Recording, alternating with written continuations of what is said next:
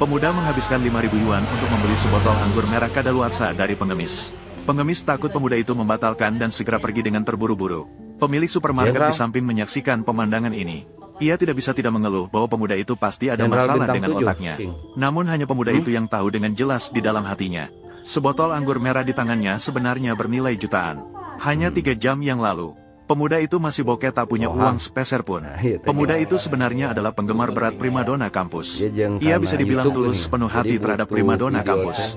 Untuk bisa menarik perhatian primadona kampus, ia memutuskan untuk memberikan batu permata warisan kakeknya sebagai hadiah. Siapa sangka primadona kampus malah menganggapnya mempermalukan diri. Ia mengangkat tangan dan memukul pemuda itu hingga terjatuh ke tanah. Tidak ada yang menyangka darah pemuda itu menetes di atas batu. Ternyata secara tidak sengaja mengaktifkan sistem menghasilkan uang dengan berkedip. Saya bisa menghasilkan uang hanya dengan berkedip. Sudah dipukuli seperti ini, masih bisa tersenyum. Dia ini, jangan-jangan ada masalah? Ya, Ye Chen, jangan pura-pura gila di sini. Aku akan menjadi kaya. Menghadapi penghinaan dari primadona kampus dan generasi kedua orang kaya, pemuda tidak sempat terlibat dan segera berlari kembali ke kelas. Tidak sabar mulai menghasilkan uang dengan berkedip. Setiap kali berkedip, bisa mendapatkan 10 yuan. Setelah 2 pelajaran berturut-turut berkedip tanpa henti, pemuda itu dengan cepat mendapatkan 100.000 yuan. Saat itu, seorang guru cantik masuk ke kelas. Pemuda itu memperhatikan dan tidak bisa menahan rasa terkejut. Terlihat angka 2 muncul di atas kepala guru cantik. Dia menoleh untuk melihat teman-teman sekelas yang lain.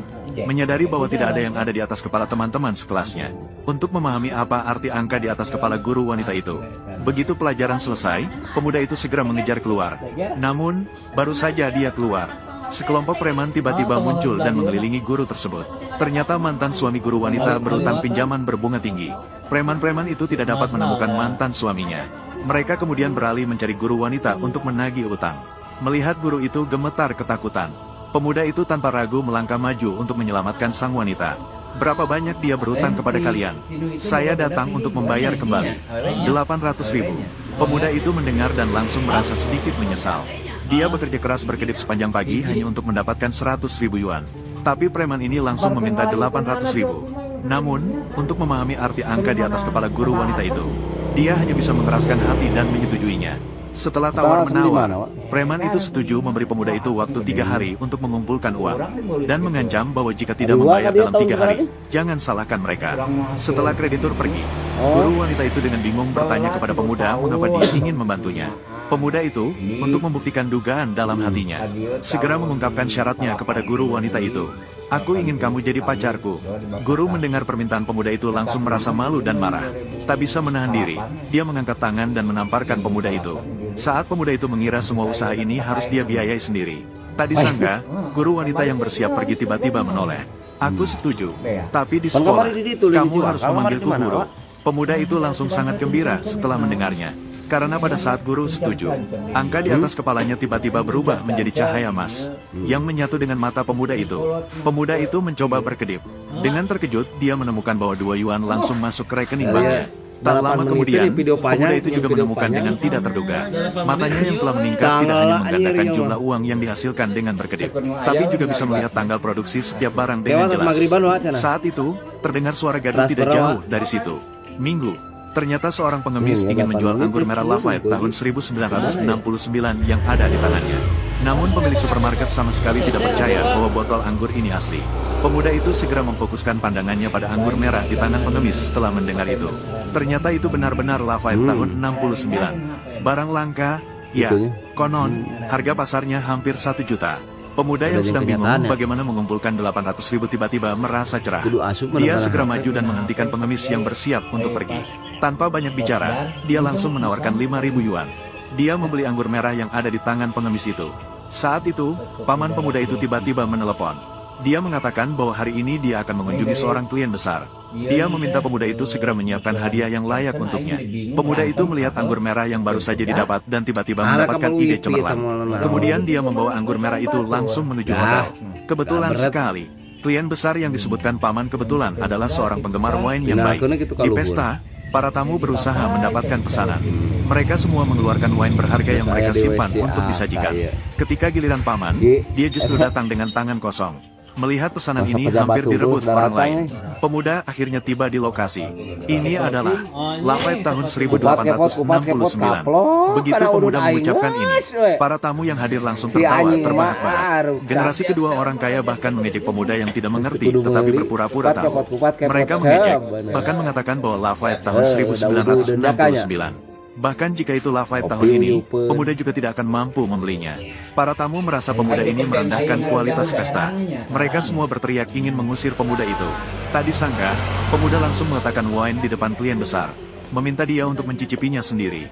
Klien besar, dengan pemikiran memberi kesempatan kepada pemuda, dengan terpaksa membuka wine dan meminumnya. Begitu menelan, ekspresi klien besar itu langsung berubah. Pasti itu, Lafayette tahun 1869. Itu barang asli.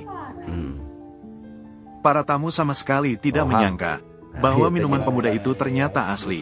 Klien besar yang senang langsung menyerahkan kontrak senilai puluhan juta kepada paman. Setelah pesta selesai, untuk menguji latar belakang pemuda itu, klien besar memutuskan untuk mengujinya lagi. Tolong lihatkan untuk saya. Jam tangan ini milikku. Tahun 1926. Jam tangan Rolex Oyster. Apakah itu barang asli? Pemuda itu memperhatikan dan menemukan bahwa jam tangan ini menunjukkan 2 tahun. Namun, sebelum pemuda itu sempat berbicara, dia sudah diinterupsi oleh CEO wanita yang datang terburu-buru. Jam tangan ini milik ayahku, tapi saya mendapatkannya dari lelang di Eropa. Tidak mungkin ada masalah. Saat itu, pemuda itu terkejut menemukan CEO wanita di depannya juga menunjukkan angka di atas kepalanya. Maka dia mendapatkan ide cemerlang.